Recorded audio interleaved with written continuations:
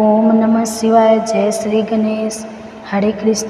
दोस्तों, आज भाद्रपद कृष्ण पक्ष की बहुला गणेश चतुर्थी का व्रत, इसे भादवा चौथ या राम चतुर्थी के नाम से भी जाना जाता है। इस दिन श्री गणेश जी के राम स्वरूप की पूजा की जाती है। गणेश जी का यह स्वरूप अत्यंत ही वीर भयंकर है, जिनका ध्यान करने से भक्तों को साहस, स्थिरता, सुरक्षा, सुख, शांति, समृद्धि की प्राप्ति होती। इनकी पूजा करके कथा महिमा को सुनने वाला व्यक्ति कभी भी निर्धन नहीं होता तथा शत्रु का उसे भय भी नहीं रहता। पुत्रों से घर सदा हरा भरा रहता है। इस दिन बहुला गाय माता की भी पूजा की जाती है, जिससे संतान को लंबी उम्र का वरदान प्राप्त होता है और उनका भविष्य उज्जवल होता है।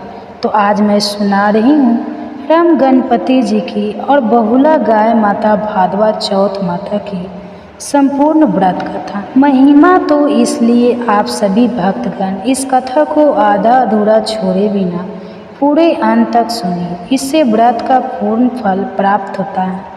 कथा को आधे पर ही त्याग करने से प्रथम पूज्य गणेश जी का अपमान होता है। तो आप कथा को पूरा सुने। बहुला चतुर्थी व्रत की पौराणिक कथा द्वापर युग में जब भगवान विष्णु का कृष्ण अवतार हुआ, तब उनके सहायक के रूप में देवी देवताओं ने भी गोपियों का रूप लेकर अवतार लिया। गौ शिरोमणि का कामधेनु भी बहुला नाम की गाय बनकर नंद बाबा की गौशाला में आ गई। भगवान श्री कृष्ण का बहुला से और बहुला का भगवान से अपार स्नेह था। बालक श्री कृष्ण को देखते ही बहुला के स्तनों से दुग्ध धारा बहने लगती थी। श्री कृष्ण बहुला के उस दूध का पान किया करते थे। एक बार श्री कृष्ण जी ने बहुला की परीक्षा लेने के विचार से जब बहुला वन में घास चर रही थी, तो उसके सामने रूप में प्रकट हो गई। बहुला सिंह को देखकर भयभीत हो गई और कांपने लगी, लेकिन हिम्मत करके सिंह से बोली, हे वनराज, मेरा बछड़ा भूखा है, वह मेरी प्रतीक्षा कर रहा होगा, अतः मुझे जाने दो, मैं उसे दूध पिलाकर तुम्हारे पास आ जाऊंगी, तब मुझे खाकर अपनी भूख मिटा लेना। सिंह ने कहा कि सामने आए आहार को कैसे जाने दो, तू वापस नहीं आई तो मैं भूखा ही रह जाऊंगा। बहुला ने सत्य और धर्म की शपथ लेकर कहा, मैं अवश्य आऊंगी। बहुला की शपथ पर विश्वास करके सिंह ने बहुला को जाने दिया। बहुला अपने बछड़े को दूध पिलाकर अपने वचन की रक्षा हेतु सिंह के पास आ पहुंची। बहुला की सत्य निष्ठा को देखकर श्री कृष्ण जी अत्यंत ही प्रसन्न हुए और अपने वास्तविक स्वरूप में आकर कहा, बहुले, तुम मेरी परीक्षा में सफल हुई। अब से भाद्रपद चतुर्थी के दिन गौ माता के रूप में तुम्हारी पूजा होगी। तुम्हारी पूजा करने वाले को धन और संतान का सुख मिलेगा। बहुला भगवान श्री कृष्ण का आशीर्वाद प्राप्त कर अपने घर लौट आई और अपने बछड़े के साथ आनंद से रहने लगी। तो बोलिए बहुला गाय माता की जय। जय हो श्री कृष्ण भगवान। तो प्रिय भक्तगणों, अब आइए श्रवण करते हैं राम चतुर्थी भगवान श्री गणेश जी की मुख्य कथा। एक बार पार्वती जी ने गणेश जी से पूछा कि हे पुत्र, भादो मास की कृष्ण चतुर्थी का व्रत, जिसको संकट नाशक चतुर्थी कहा गया है, किस तरह किया जाता है, मुझसे कहिए। गणेश जी बोले, हे माता, भाद्रपद की कृष्ण चतुर्थी संकट नाशक तरह तरह के फलों एवं सिद्धियों को देने वाली है। इसकी पूजा पहले कहीं कई विधि से ही करनी चाहिए। इस दिन व्रत करके इस कथा को सुनने वाले व्यक्ति को मोक्ष की प्राप्ति होगी तथा उनकी मनोकामनाएं पूर्ण होती है। सो वह इस प्रकार से है। पूर्व काल में एक पुण्य आत्मा और यशस्वी राजा नल हुए। उनकी रूपवती रानी दमयंती नाम से विख्यात थी। राजा नल को एक बार श्रापित होकर राज्य को छोड़ना पड़ा था और रानी से अलग रहने का वियोग सहना पड़ा था। तब रानी ने इस उत्तम व्रत को किया था। पार्वती जी ने गणेश जी से पूछा कि हे पुत्र, दमयंती ने किस तरीके से इस व्रत को किया और किस प्रकार व्रत के असर से 3 महीने के भीतर ही उन्हें अपने पति से मिलने का अवसर मिला। इन सब बातों को आप बताइए। भगवान श्री कृष्ण कहते हैं, हे युधिष्ठिर, पार्वती जी के ऐसा पूछने पर गणपति जी ने जो उत्तर दिया उसे कह रहा हूँ। सुनिए। श्री गणपति जी कहते हैं कि हे माता, राजा नल को बड़ी बड़ी विपत्तियों को झेलना पड़ा। हाथी खाने से हाथियों की और घुड़सवार से घोड़ों की चोरी हो गई। डाकुओं द्वारा राजा का खजाना लूट लिया गया। अग्नि की लपटों से उसका सारा माल स्वाहा हो गया। मंत्रियों ने भी राजा का साथ छोड़ दिया। राजा जुए में अपना सब कुछ हार गए। उनकी राजधानी भी जुए में हाथ से निकल गई। सब ओर से निराश होकर राजा नल वन में चले गए। उन्हें वन में दमयंती के साथ बहुत से कष्ट उठाने पड़े। अंत में उनका रानी से वियोग हो गया। रानी किसी नगर में एक अमीर घराने में काम करने लगी। रानी अन्यत्र किसी नगर में रहने लगी तथा राजकुमार भी किसी दूसरे जगह नौकरी करने लगा। जो कभी राजा रानी राजपूत कहलाते थे वे भी अब भीख मांगने लगे। नाना प्रकार की बीमारियों से ग्रसित होकर एक दूसरे से बिछड़कर कर्मों के फल पाकर उन्हें भोगते समय गुजारने लगे। एक बार की बात है, वन में इधर उधर भटकते हुए दमयंती ने सर्व ऋषि के दर्शन किए। उसने उनके चरणों में मस्तक झुकाकर और हाथ जोड़कर कहा, हे ऋषिराज, मेरे पति मुझे कब मिलेंगे? किस प्रकार मुझे हाथी घोड़ों से सुसज्जित घनी आबादी वाली नगरी मिलेगी? मेरा भाग्य कब उदय होगा? हे मुनिश्रेष्ठ, कृपया आप ही बताइए। श्री गणेश जी कहते हैं कि दमयंती का यह प्रश्न सुनकर सर्व ऋषि ने कहा, हे दमयंती, मैं तुम्हारे भले की बात कहता हूँ, इसे सुनो। इससे दारुण दुख का नाश होता है और यह समस्त प्रकार की इच्छाओं को पूरा करने वाला, एक अच्छे फल को देने वाला है। भाद्रपद की कृष्ण चतुर्थी संकट नाशनी कही गई है। इस दिन स्त्री पुरुषों को एक दंत भगवान राम नाम के गणपति जी का आराधना करनी चाहिए। इस व्रत को विधि पूर्वक करने से ही, हे रानी, तुम्हारा सभी मनोकामनाएं पूर्ण होगी। 7 माह के भीतर ही तुम्हारे पति तुम्हें मिल जाएंगे। यह बात मैं पूर्व निश्चय के साथ कहता हूँ। गणपति जी कहते हैं कि सब्र ऋषि के इन सभी वचनों को सुनकर दमयंती ने भाद्रपद की संकट नाशनी चतुर्थी का यह व्रत किया। उसी समय से प्रति माह गणेश जी का पूजन करने लगी। 7 माह के भीतर ही राजन इस श्रेष्ठ व्रत को करने से उसे पहले की तरह पति, पुत्र, राज्य और सभी प्रकार के सुख, वैभव आदि की प्राप्ति होगी। इस तरह मैंने सर्वोत्तम व्रत को बताया है। यह समस्त संकटों का निवारण करने वाला तथा भाग्य की उन्नति करेगा। तो बोलिए गंगा गणपते नमः। हे राम गणपति महाराज, अपने सभी भक्तों के दुख को दूर करिए, संकट को काटिए और माताओं को पुत्र की प्राप्ति कराइए, निर्धनों को धन दीजिए और विद्यार्थियों को विद्या दीजिए। जय श्री गणेश। प्रिय भक्तगणों, चौथ माता की कहानी। तीज व्रत भारतीय उपमहाद्वीप में विशेष रूप से भारत और नेपाल में मनाया जाने वाला एक प्रमुख पर्व है। यह व्रत मुख्यतः महिलाओं द्वारा अपने पति की लंबी उम्र और सुख समृद्धि के लिए किया जाता है। तीज व्रत की कई धार्मिक कथाएं और मान्यताएं हैं, जिनमें से एक प्रमुख कहानी देवी पार्वती और भगवान शिव से जुड़ी है। कहानी के अनुसार एक बार देवी पार्वती ने भगवान शिव को प्राप्त करने के लिए कई कठिन तपस्या की। पार्वती एक राजकुमारी थी और शिव हिमालय के योगी थे। उनका प्रेम और श्रद्धा इतनी गहरी थी कि उन्होंने कई वर्षों तक कठिन तपस्या की। इस तपस्या के दौरान पार्वती ने केवल फल फूल खाकर और कठिन साधना करके समय बिताया। वे निरंतर भगवान शिव की आराधना करते रहे और हर दिन एक विशेष प्रकार की पूजा करते रहे। लेकिन भगवान शिव ने पार्वती की तपस्या की परीक्षा लेने के लिए उनके जीवन में कई कठिनाइयाँ डाली। पार्वती की तपस्या के दौरान वे अनेक बाधाओं और संकटों का सामना करती रही, फिर भी उनकी भक्ति अडिग रही।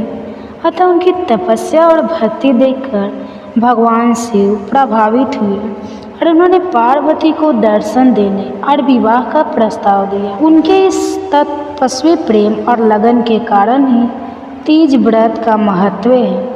तीज व्रत के दौरान महिलाएं पार्वती की भांति व्रत रखती है और भगवान शिव और पार्वती की पूजा करती है। यह व्रत खासकर सावन माह की तीज के दिन किया जाता है। महिलाएं इस दिन उपवास रहती है और व्रत के दौरान विशेष पूजा अर्चना, कथा सुनना और सज धज कर पारंपरिक व्रत पालन करती है। तीज व्रत के माध्यम से महिलाएं अपने पति के सुख, समृद्धि और लंबी उम्र की कामना करती है। इसके साथ ही यह पर्व पारंपरिक रूप से एकता, प्रेम और भक्ति का प्रतीक है।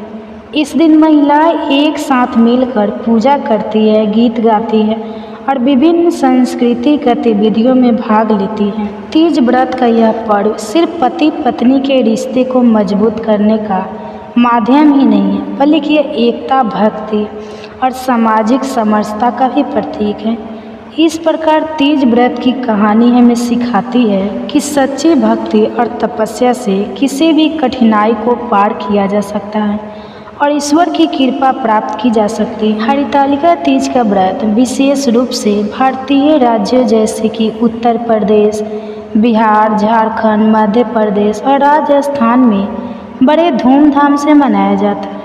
यह व्रत मुख्यतः शिव पार्वती के मिलन की खुशी में मनाया जाता है और विशेष रूप से महिलाएं इसे रखती हैं।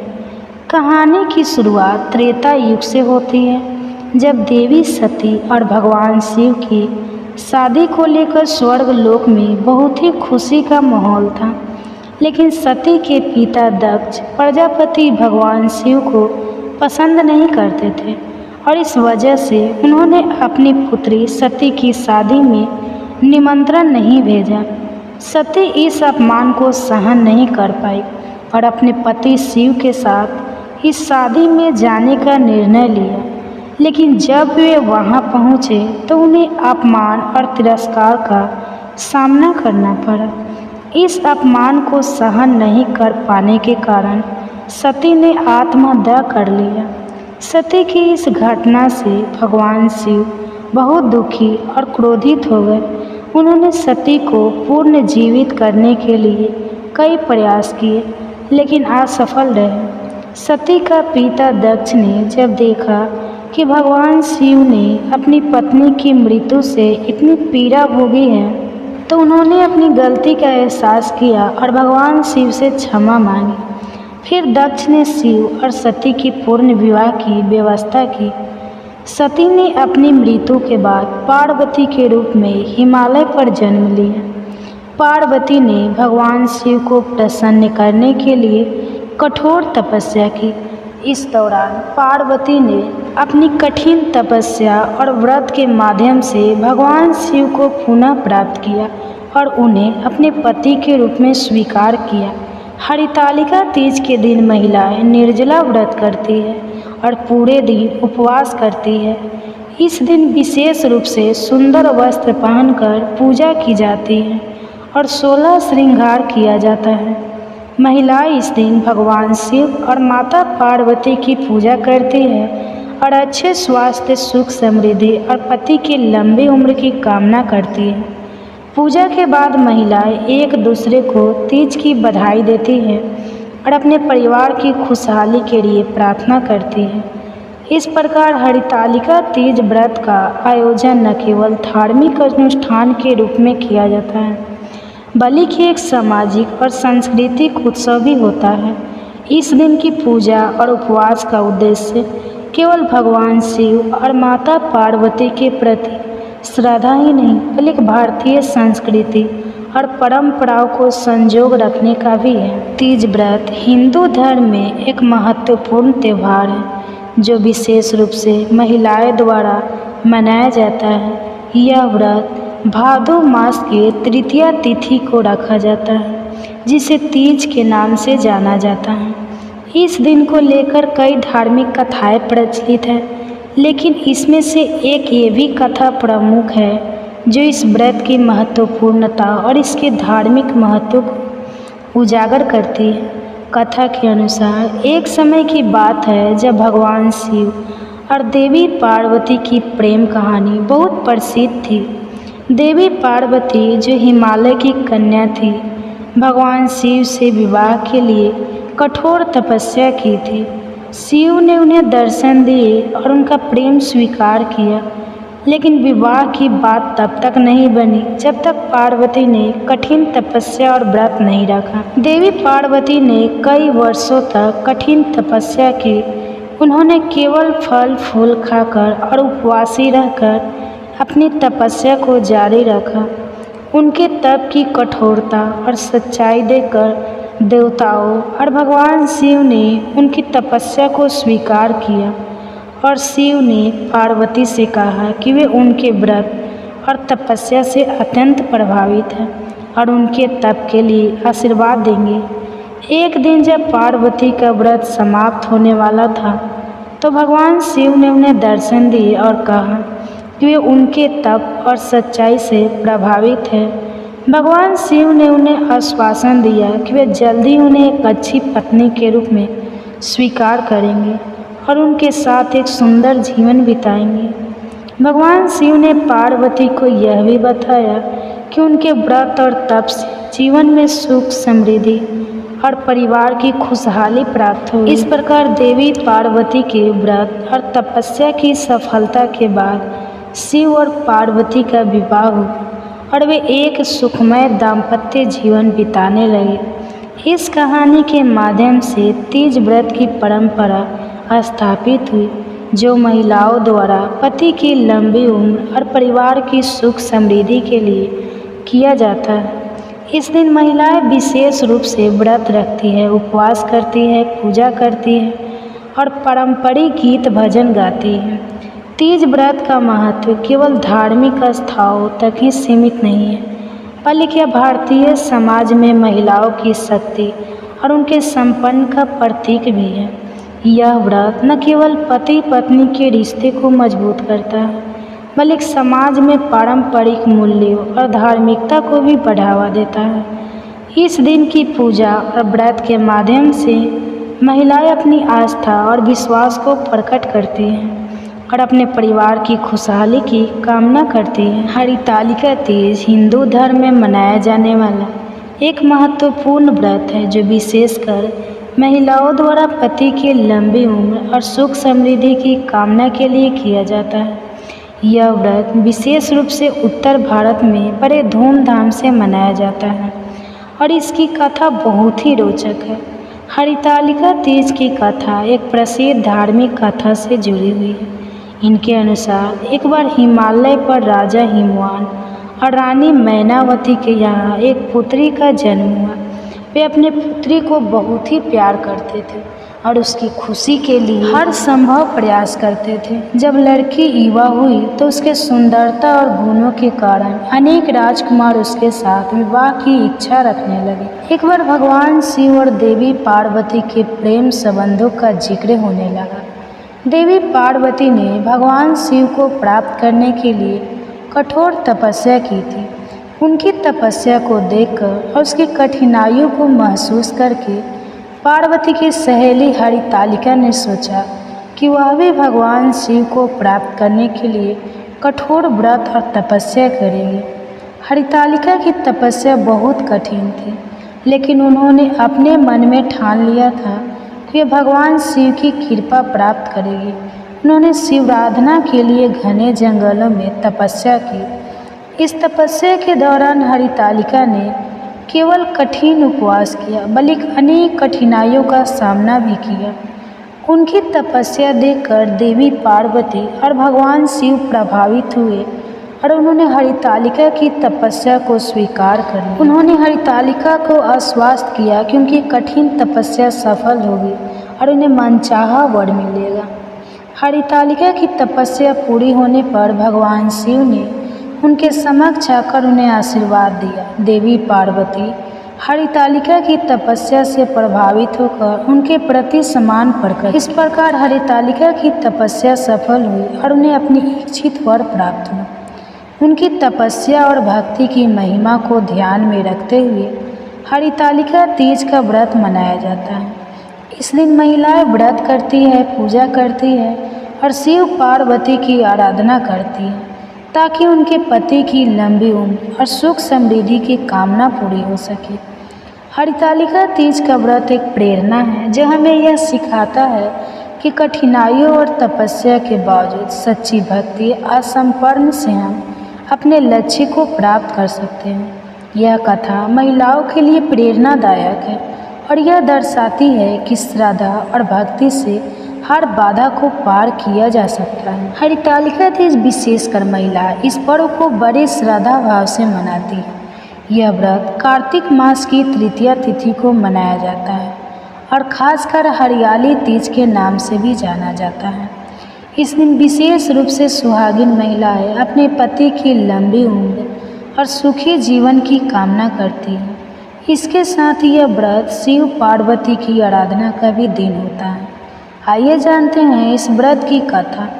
तो प्राचीन समय की बात है, हिमालय पर्वत पर भगवान शिव और देवी पार्वती निवास करते थे। एक बार देवी पार्वती ने भगवान शिव से प्रार्थना की वे उन्हें सच्चे पति के रूप में प्राप्त करें। भगवान शिव ने पार्वती को आश्वस्त किया और कहा कि उन्हें धरती पर एक जीवन जीने के लिए भेजा जाएगा जिसमें वो कठिन तपस्या कर उनका ध्यानपूर्वक पूजन करे। देवी पार्वती ने धरती पर आकर राजा हिमवान और रानी मैनावती के घर जन्म लिया। इस जीवन में उन्होंने एक सुंदर और खुशहाल जीवन बिताया। जब वह युवा अवस्था में पहुंची तो उनके माता पिता ने उनके लिए एक श्रेष्ठ वर की खोज की। उन्होंने एक सुशिक्षित और वीर पुरुष राजा हिमवान के पुत्र के साथ उनकी शादी तय कर दी। लेकिन इस बीच एक दुष्ट राक्षस ने देवी पार्वती की खुशियों को छीनने की योजना बनाई। उस राक्षस ने एक व्रत का आयोजन किया और देवी पार्वती को अपने पास में बांधने का प्रयास किया। देवी पार्वती ने इस विपरीत परिस्थितियों में भी अपने पति के दीर्घकालीन जीवन की कामना की और कठिन तपस्या की।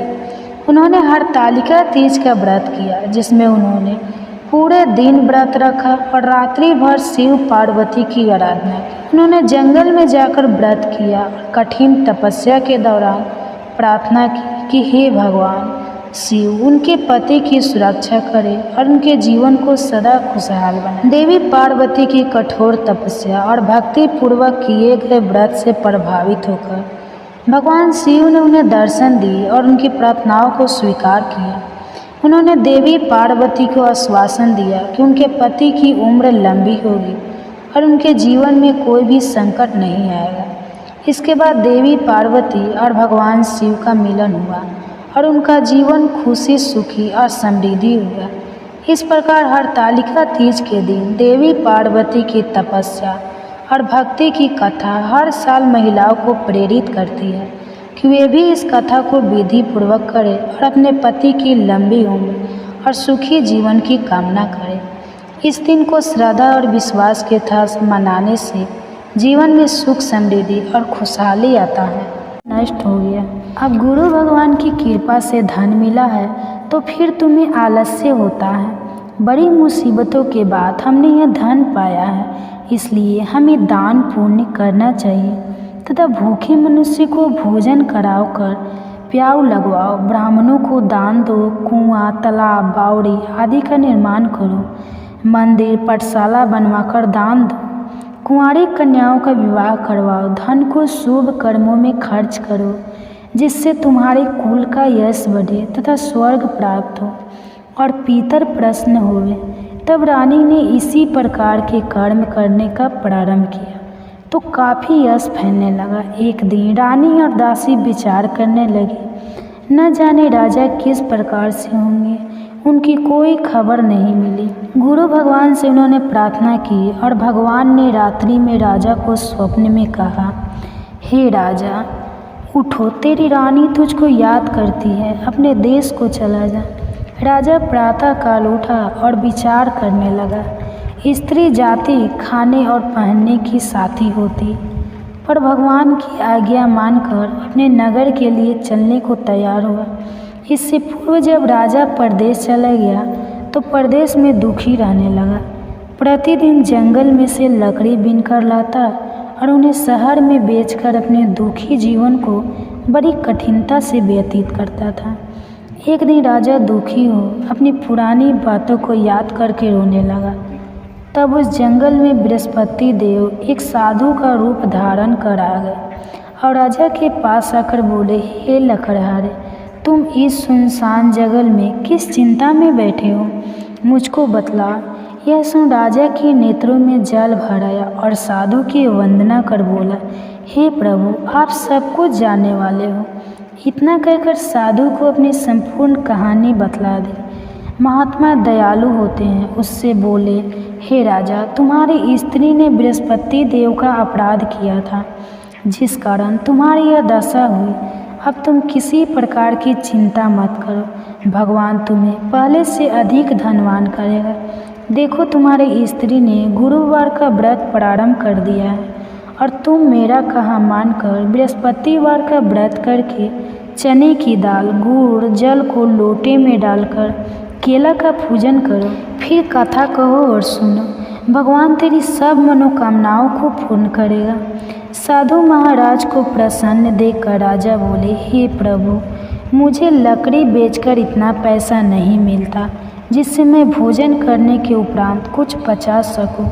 मैंने रात्रि में अपनी रानी को व्याकुल देखा है। मेरे पास कुछ भी नहीं जिससे उसकी खबर मांग सकूं, और फिर मैं कौन सी कहानी कहूँ, यह मुझको कुछ भी मालूम नहीं। साधु ने कहा, हे राजा, तुम किसी बात की चिंता मत करो। बृहस्पतिवार के दिन तुम रोजाना की तरह लकड़ियाँ लेकर शहर को जाओ। रोज से दुगुना धन प्राप्त होगा, जिससे तुम भली भांति भोजन कर लोगे तथा बृहस्पति देव की पूजा का सामान भी आ जाएगा। बृहस्पतिवार की कथा इस प्रकार है। प्राचीन काल में एक ब्राह्मण था। इसका व्रत आपको 6 तारीख को रखना है, 6 सितंबर को। तो 6 सितंबर को पड़ रहा है शुक्रवार। अब एक दिन पहले पड़ रहा है गुरुवार। तो गुरुवार के दिन बाल कैसे धो, बहुत बड़ी दुविधा। गुरुवार के दिन नहाए खाए कैसे होगा? यदि बाल नहीं धुला जाएगा तो क्या शुक्रवार को बाल धो सकते हैं, या फिर नियम क्या है? तो दोस्तों, हरतालिका तीज ऐसा व्रत है जो सुहाग के लिए हम करते हैं। सुहाग के लिए जो भी व्रत किया जाता है वो अक्सर भगवान भोलेनाथ का व्रत होता है, माता गौरी का व्रत होता है। तो यह व्रत भी भगवान भोलेनाथ और माता गौरी का व्रत है, जो कि हम 6 तारीख को यानी 6 सितंबर को करने वाले हैं। तो इस व्रत में कुछ विशेष चीज़ों की आवश्यकता होती है, जैसे सुहाग की सामग्रियों की और शादी की चुनरी की, अपने सिंदूरे की। और कुंवारी लड़कियां यदि करते हैं तो लाल पीले कपड़े से आप इस व्रत को कर सकते हैं, उठा सकते हैं। इस व्रत को इस बार उठाना है बहुत ही श्रेष्ठ है, क्योंकि हर योग हर संयोग से देखा जाए तो इस बार का व्रत बहुत ही उत्तम है। हरतालिका तीज व्रत में आप 6 तारीख को जब आप यह व्रत करेंगे, उससे एक दिन पहले आपको कुछ विशेष बातों का ध्यान रखना है। जैसे कि जो भी धूप में आकर करने वाले काम होते हैं, मेहंदी लगवाने वाले काम होते हैं, वह 1-2 दिन पहले जाकर आप कर लीजिए। क्योंकि आप अगर एक दिन पहले जाते करते हैं और आप सोचते हैं कि अगले दिन आपका व्रत बहुत अच्छा निकलेगा, नहीं निकलेगा। एक्सपीरियंस है, देख लीजिए करके। अगर आप एक दिन पहले बहुत भाग दौड़ वाला काम कर देते हैं, जैसे 5 तारीख को बाज़ार जाना है, सामान लाना है, मेहंदी लगवाना है, यह करना है, वो करना है, फिर अगले दिन आपका व्रत बहुत ही कठिन तपस्या के साथ गुजरेगा। इसलिए व्रत को अच्छा निकालना चाहते हैं तो एक दिन पहले से ही रिलैक्स हो जाए, सारी तैयारियां हो सके। तो बहुत कम टाइम बचा है, तो आप पहले से करके रख लें। और दूसरी चीज़ ना है कि बहुत ज़्यादा परेशान होने की ज़रूरत नहीं। भगवान भोलेनाथ से प्रार्थना करिए कि ये व्रत हर साल हमारे जीवन में आए और हम इस व्रत को हर साल करें। अब देखिए, जो दुविधा वाली समस्या है ना कि जो गुरुवार पड़ रहा है, तो नहाए खाए हम किस दिन करें, बुधवार को करें या फिर कैसे करें? देखिए दोस्तों, नहाए खाए का मतलब यह होता है कि आप पूरी तरह से शुद्ध हो जाए। नहाए खाए का यही मतलब होता है कि आप पूरी तरह से शुद्ध होकर अब आज से शुद्ध आचरण करके शुद्ध तरीके से रहेंगे। इसी को नहाय खाए बोला जाता है कि जब आप नहा लें, बाल धो करके साफ खाना खाएंगे, अच्छी तरह से साफ शुद्ध आचरण के साथ रहेगी, इसी को नहाय खाए बोला जाता है। अब गुरुवार के दिन पड़ा है तो क्या करें, हम शुक्रवार को बाल धो लें या नहीं? तो देखिए दोस्तों, शास्त्र कहता है कि जिस दिन हमारा व्रत हो उस दिन हमें बाल जो है नहीं धोना चाहिए।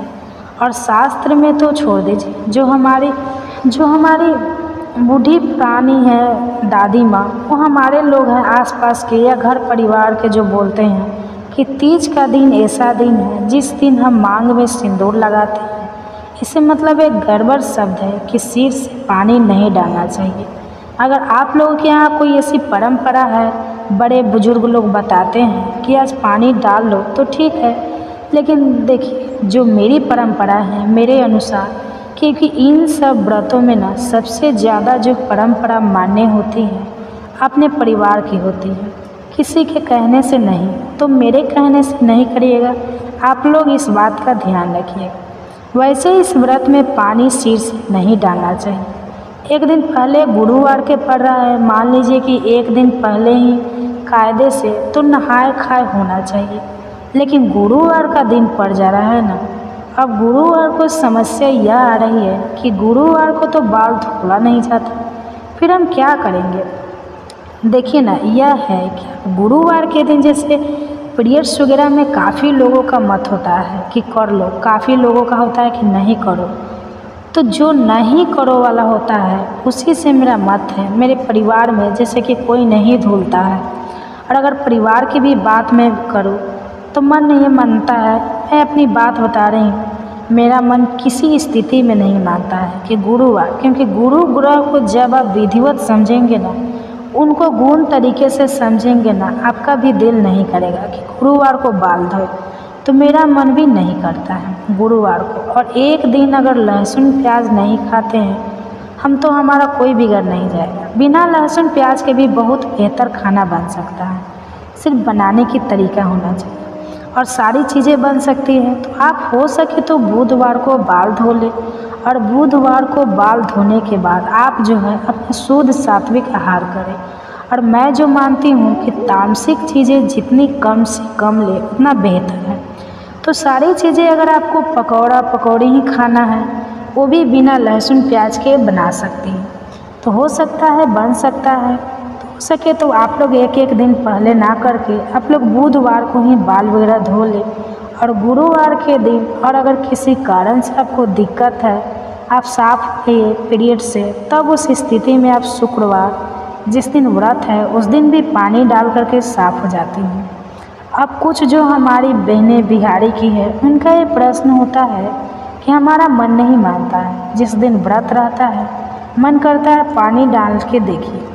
तो जीवित पुत्रिका में डाला जाता है, और अन्य गणेश चौथ है उसमें भी डाल सकती है, लेकिन ये तीज में आप रहने ही दीजिए, क्योंकि तीज में मत डालिए सिर के ऊपर से पानी, क्योंकि अभी आपको सिंदूरी का सिंदूर लगाना है। तमाम तरह के नियम होते हैं। तो अब मैं जानती हूँ इस व्रत इस तरीके से आपको करने से कोई नुकसान नहीं होगा। आप बिल्कुल आराम से अपने सिंदूरे का सिंदूर लगाइए, और गलती से ना अगर कभी ऐसी फील ही हुआ कि आप कोई लहसुन प्याज खा लिए, कोई चीज़ दिक्कत हो गई है, तो गंगा जल छिड़क लीजिए। माता गौरी को आपने कौन सा बहुत बड़ा अपराध किया, आपने तो केवल गलती से लहसुन प्याज खा ली। तो भगवान की ही बनाई हुई सारी चीज़ें, घबराए नहीं। यह जरूर तामसिक है, लेकिन आप घबराए नहीं। आप जो है सिर के ऊपर से पानी डालने, गंगा जल छिड़क ले, सारी चीज़ें शुद्ध हो जाएगी। तो नहाए खाए से जुड़ा हुआ यह नियम आपका पूर्ण हुआ। आप बात कर लेते हैं हरितालिका तीज व्रत की पूजा कब होगी।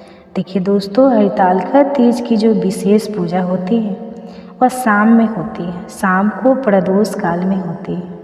तो शाम को प्रदोष काल का जो शुभ मुहूर्त है वो 6:41 से, जो अच्छा मुहूर्त बढ़िया मुहूर्त होता है वो 6:41 से हो रहा है। तो आप इस मुहूर्त में घर में या बाहर पूजा कर सकते हैं। अब कब तक रहेगा यह मुहूर्त? तो पूरी रात आप हरितालिका तीज में जागरण और पूजन कर सकते हैं।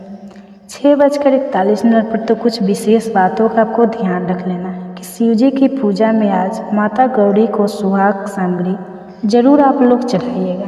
सामग्री चढ़ाने के बाद अपनी मांग में सुहाग और माता गौरी की मांग से अपने हाथों से या अपने दुपट्टे साड़ी से आंचल से लेकर के अपनी मांग में जरूर लगाया जाता है। ऐसा करने से अखंड सौभाग्य की प्राप्ति होती है। व्रत के दिन किसी भी तरह से किसी की चुगली निंदा, क्योंकि देखिए हम सब कुछ करके और दो चार ऐसी गलतियां कर देते हैं जिससे कि हमारे सारे व्रत सारे पुण्य खंडित हो जाते हैं। जैसे कि फ़ोन पर बात करना, किसी को अपशब्द बोलना, यह सब नहीं करेगा आप लोग, क्योंकि हम किसी को कहने वाले, अपराध करने वाले को क्षमा करने वाले तो क्षमा तो हम कर सकते हैं, क्योंकि अच्छी चीज़ों को करने से बहुत बेहतर रहता है। लेकिन हम किसी को सज़ा देने वाले कभी नहीं बन सकते। तो किसी की शिकायत करना, निंदा करना रोज़ के जीवन में तो ये 100% नहीं गलत हो सकता है। लेकिन हाँ, आप व्रत के दिन तो इन चीज़ों से दूर रहिए, तभी, क्योंकि इतना कठिन व्रत है, ये इतना कठिन है कि जो करता है केवल वही जानता है, और किसी को क्या बताओ। जो महिलाएं करती हैं ना वो जानती है, चिल्लाने लगती है 15 दिन पहले से ही, हरतालिका तीज तो क्यों चिल्लाती है, वो जानती है, क्योंकि उनके लिए बहुत भार होता है। हम लोगों के लिए बहुत भार होता है। हम लोग जानते हैं कि किसी की तरह ये व्रत निकले, तो इसलिए आप लोगों को भी बताते रहते हैं। साथ साथ हम लोग भी कुछ चीज़ों से अलर्ट होते रहते हैं। तो यही ज़रूरी बातें थी जो आप लोगों को बताना था।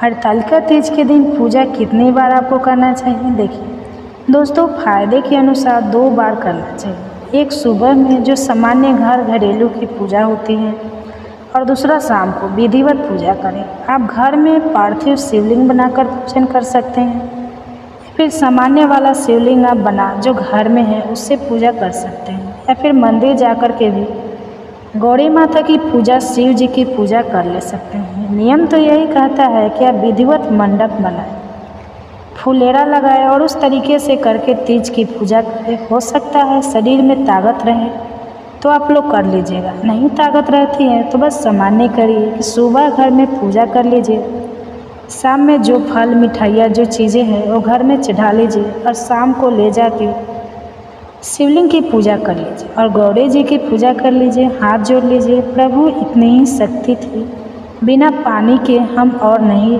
कर सकते, इतना बोलकर पूजा कर लीजिए। चलिए अब मैं मिलती हूँ अन्य वीडियो में। धन्यवाद। बताऊँगा, कृपया आप इस कथा को ध्यानपूर्वक सुनना, और जो भी मनुष्य इस कथा को पूरा सुनेगा तो वह कभी भी इस अवसर को अपने हाथ से जाने नहीं देगा। ब्रह्मा मुहूर्त का रहस्य जानकर पूरा जीवन बदल जाएगा। भगवान शिव कथा को सुनाना प्रारंभ करते हैं और माता पार्वती से कहते हैं, बहुत समय पहले की बात है, काशी में दानो नाम का एक लड़का रहता था। वह लड़का बहुत ही अच्छा था, लेकिन उसकी एक गलत आदत थी, वह देर तक सोता रहता था। सुबह उसे जगाने के लिए घर वाले कई प्रयास करते थे, परंतु वह रोजाना सुबह देर तक उठता था। वह लड़का कभी भी 9 बजे से पहले नहीं उठता था। जब वह बालक था तब परिवार वालों ने सोचा कि जब यह बड़ा हो जाएगा तो इसकी आदत में सुधार हो जाएगा, परंतु वह लड़का जैसे जैसे बड़ा होता गया उसकी यह आदत और भी ज़्यादा गहरी होती चली गई।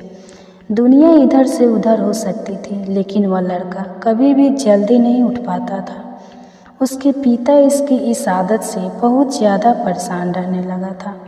उस लड़के को ढेरों नकारात्मक शक्तियों ने घेर लिया था। वह सभी को पलटकर जवाब देता था और दिन भर उदास रहता था, जबकि असर उसके स्वास्थ्य पर भी पड़ रहा था। जब उस लड़के को यह पता लगा कि उसके सारे मित्र सफलता को प्राप्त कर चुके हैं, तब वह और भी ज़्यादा चिंतित हो गया और ईश्वर को कोसने लगा। वह बार बार यही कहता था कि मेरी किस्मत ही खराब है, परंतु उसके पिता अच्छी तरह से जानते थे कि उस लड़के के असफल होने के पीछे क्या कारण है।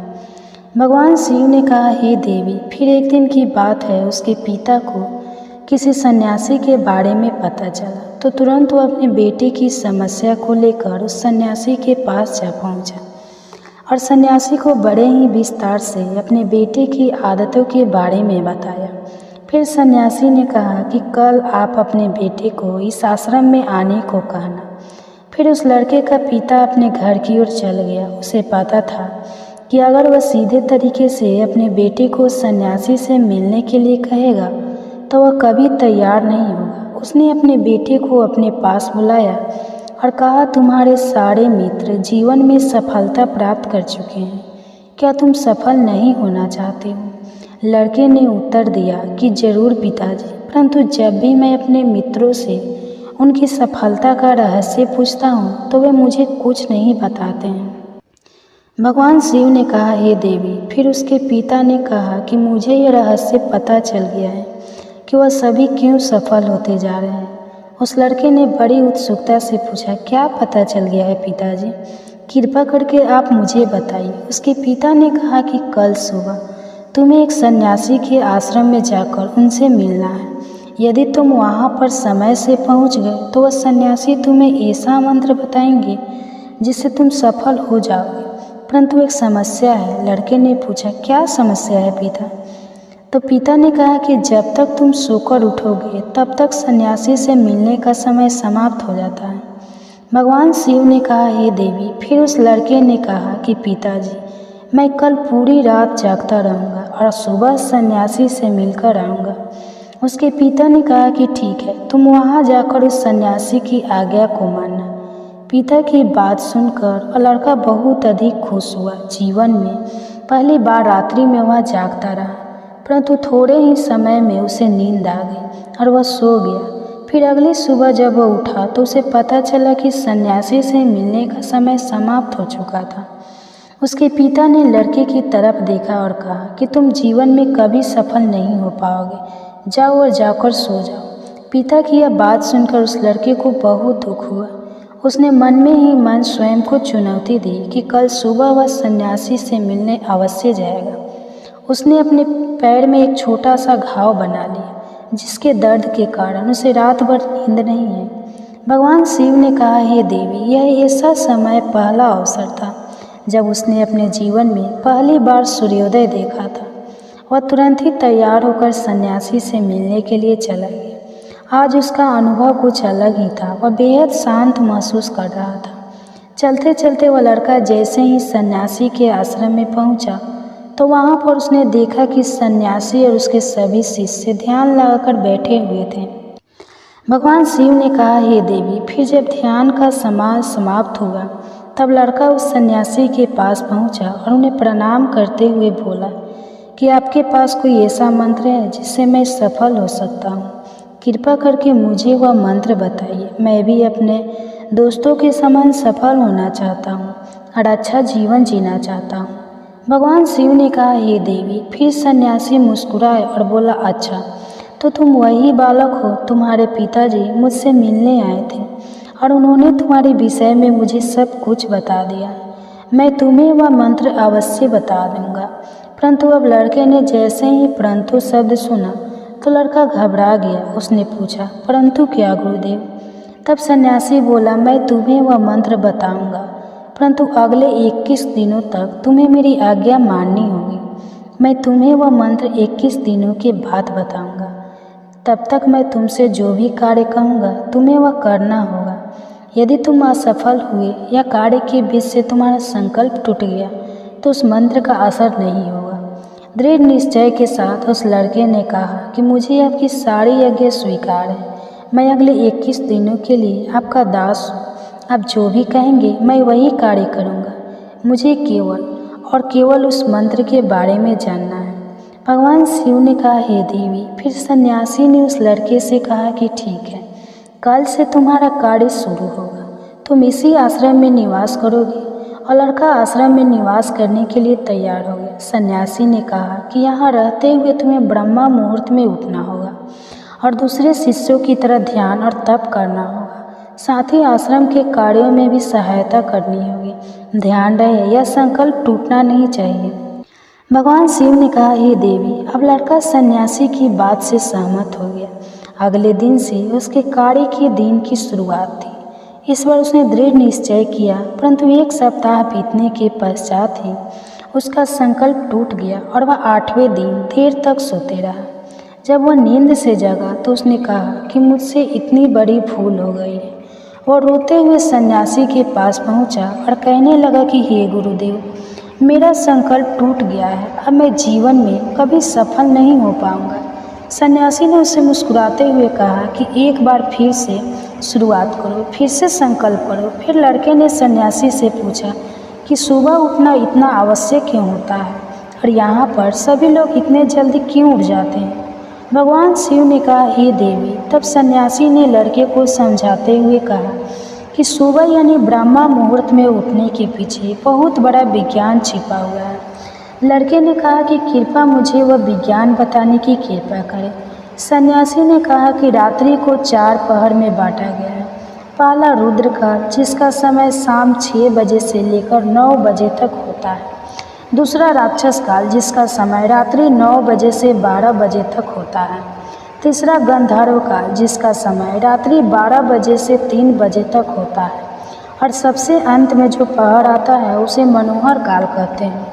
इस समय को ब्रह्मा मुहूर्त या अमृत वेला के नाम से भी जाना जाता है। इसका समय भोर बजे से सुबह 6 बजे तक होता है। यह वह समय होता है जब पूरे संसार की नकारात्मक शक्तियाँ निष्क्रिय अवस्था में होती है और सकारात्मक शक्तियाँ सक्रिय होती हैं। ब्रह्मा मुहूर्त अर्थात देव मुहूर्त, ब्रह्मा मुहूर्त का देवताओं का समय होता है। भगवान शिव ने कहा, हे देवी। वह सन्यासी आगे कहता है, उस समय देवता धरती पर विचरण कर रहे होते हैं और जागृत मनुष्य पर उनका बड़ा ही सकारात्मक प्रभाव पड़ता है। ब्रह्मा मुहूर्त ऐसा समय होता है जिसमें मनुष्य का मस्तिष्क बिल्कुल खाली होता है, जिसमें किसी प्रकार से कोई विचार नहीं होते हैं। और जब इस समय व्यक्ति अपनी पुस्तक खोलकर पाठ का अध्ययन करते हैं तो उन्हें सब कुछ जल्दी जल्दी याद भी होता है और यह लंबे समय तक याद रहता है। यह ऐसा समय है जिसमें हम ज्ञान को समझने का प्रयास करते हैं। इस कारण आश्रम के सभी शिष्य और संसार में बहुत से ज्ञानी लोग ब्रह्मा मुहूर्त में ही उठ जाते हैं। प्राचीन काल में रोशनी का कोई स्रोत ना होने के कारण लोग अपने दिन का समापन सूर्यास्त के साथ और आरंभ सूर्योदय के साथ करते थे। यह एक तरीका है जिससे मानव जीवन प्रकृति के साथ तालमेल बनाकर चलता है। भगवान शिव ने कहा, हे देवी। फिर उस लड़के ने कहा कि ठीक है, मैं कल से अपना संकल्प फिर से शुरू करता हूँ, परंतु ब्रह्मा मुहूर्त में उठकर मुझे क्या क्या करना चाहिए। तब से कहा कि ठीक है, तुम्हें बताता हूँ कि ब्रह्मा मुहूर्त में क्या करना चाहिए और कैसे करना चाहिए। सबसे पहले उठकर धरती माता पर पाँव रखने से पहले धरती माता को प्रणाम करना चाहिए और अपनी दोनों हथेलियों को देखना चाहिए और ईश्वर को धन्यवाद देना चाहिए कि उन्होंने तुम्हें आज का सूर्योदय देखने का अवसर दिया है। इसके बाद नित्य कर्म और स्नान करने से शरीर की ही नहीं बल्कि मन की शुद्धता भी बढ़ती है। स्नान करने के पश्चात ध्यान की प्रक्रिया होती है। ब्रह्मा मुहूर्त में ध्यान की अवधि 21 दिन तक होती है। इस विधि का उपयोग तब किया जाता है जब आप अपनी कोई मनोकामना की पूर्ति चाहते हैं। यह ऐसा समय होता है जब व्यक्ति अपने अज्ञात चक्र को सक्रिय करने पर काम करते हैं। भगवान शिव ने कहा, हे देवी। आगे वह सन्यासी कहता है, अज्ञात चक्र दोनों बेहों के बीच होता है। यह संकल्प का स्थान भी कहा जाता है। अगर इस चक्कर पर ध्यान केंद्रित किया जाए और अपनी मनोकामना को बार बार दोहराया जाए तो मात्र 21 दिनों के भीतर वह मनोकामना पूरी हो जाती है। अगर आपके मन में कोई अधूरी मनोकामना है और आप उसे पूरी करना चाहते हैं तब सबसे पहले उस मनोकामना का स्पष्टीकरण कर लें। आपको क्या चाहिए यह निर्णय अवश्य कर लें। इसके बाद ध्यान की विधि को शुरू करें। ब्रह्मा मुहूर्त में स्नान के बाद एक ऐसा स्थान चुनें जहाँ पर वायु का प्रवेश हो। ध्यान में शुद्ध प्राण वायु का होना आवश्यक होता है। मुद्रा में रीढ़ की हड्डी सीधी होनी चाहिए, साथ ही गर्दन भी सीधी होनी चाहिए। सुखासन की अवस्था में दोनों हाथों को घुटने पर रखकर आंखें बंद करके बैठ जाए। हाथों की मुट्ठी को बंद कर ले और 2-3 मिनट तक बिल्कुल शांत हो जाए। जब आपका शरीर स्थित हो जाए और श्वास भी शांत हो जाए तब उसके बाद अपना सारा ध्यान अज्ञात चक्र पर लगाएं। इस दौरान लंबी गहरी सांस लें और सांस को रोक कर रखें। इस समय आप अपनी इच्छा को मन ही मन दोहराएं और अपने मन में इष्ट देव और देवी देवताओं और गुरुजनों का चिंतन करें। भगवान शिव ने कहा, हे देवी। उस सन्यासी ने कहा, जब सांस को रोकना कठिन हो जाए तब धीरे धीरे सांस को बाहर की ओर छोड़ें। सांस को नाक से भरें और मुख से बाहर छोड़ें। इस प्रक्रिया को 3 से 4 बार प्रतिदिन दोहराएं। ऐसा प्रतिदिन करने से आपकी जो मनोकामना है वह अवचेतन मन तक अवश्य पहुँच जाएगी और इच्छा पूर्ति जल्दी होगी। आज्ञा चक्र सक्रिय होता है और हमारी आज्ञा को पूरा करता है। सांस को रोककर रखने के दौरान शरीर में आपातकाल की स्थिति हो जाती है, जिससे कि आप बेकार की बातें सोचने और विचार करने से बचते हैं। ब्रह्मा मुहूर्त के समय ईश्वर की विशेष कृपा होती है और कोई भी व्यक्ति अपनी मनोकामना को इस समय दोहराता है तो उसकी इच्छा जल्द से जल्द पूरी होती है। भगवान शिव ने कहा, हे देवी। इस प्रकार सन्यासी ने उस लड़के को ब्रह्मा मुहूर्त का महत्व बताया। अगले 21 दिनों तक उस लड़के ने बड़े ही मन के साथ इस प्रक्रिया को अपनाया। अब वह बहुत ही ज़्यादा अनुशासित और शांत स्वभाव का बन चुका था।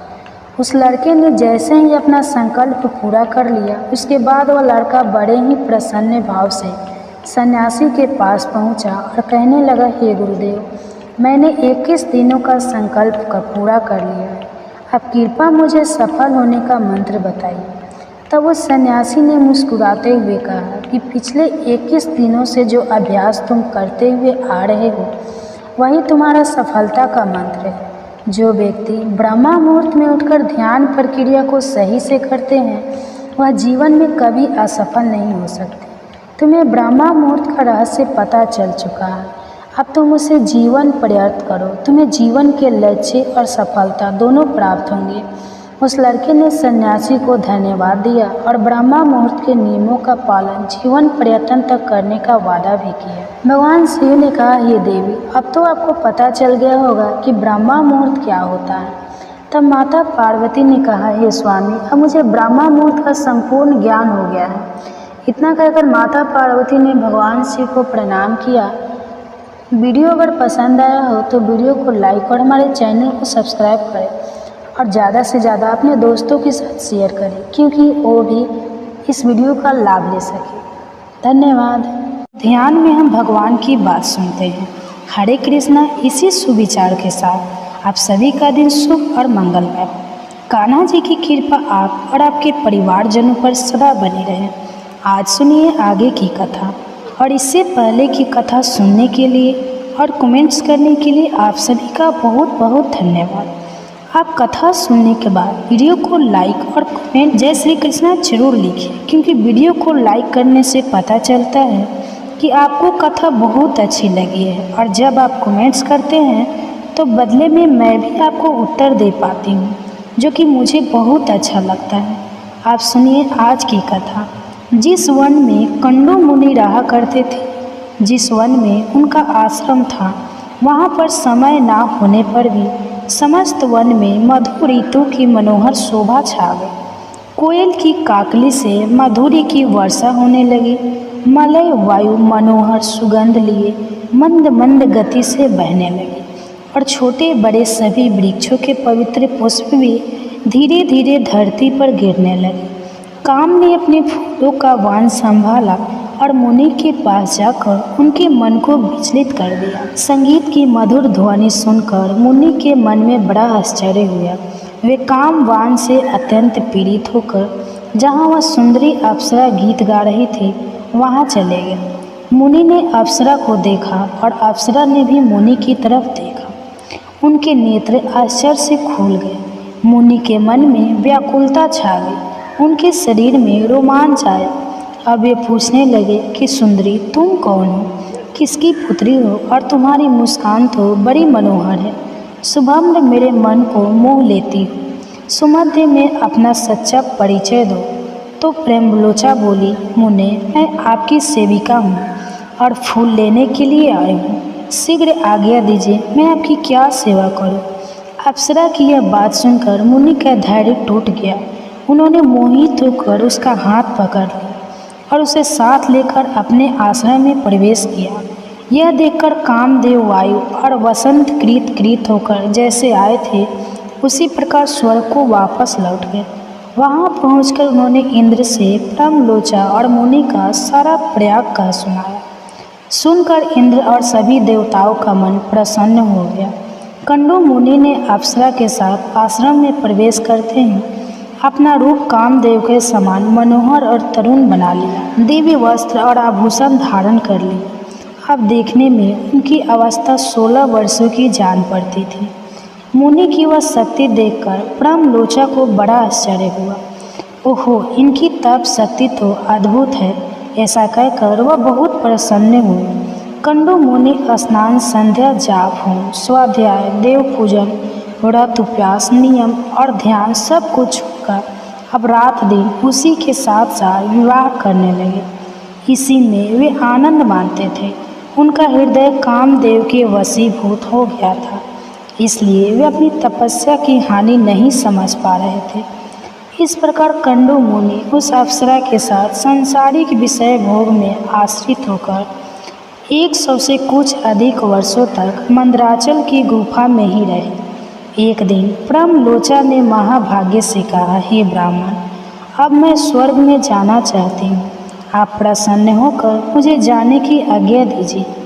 मुनि का मन तो उसी में आश्रित हो रहा था।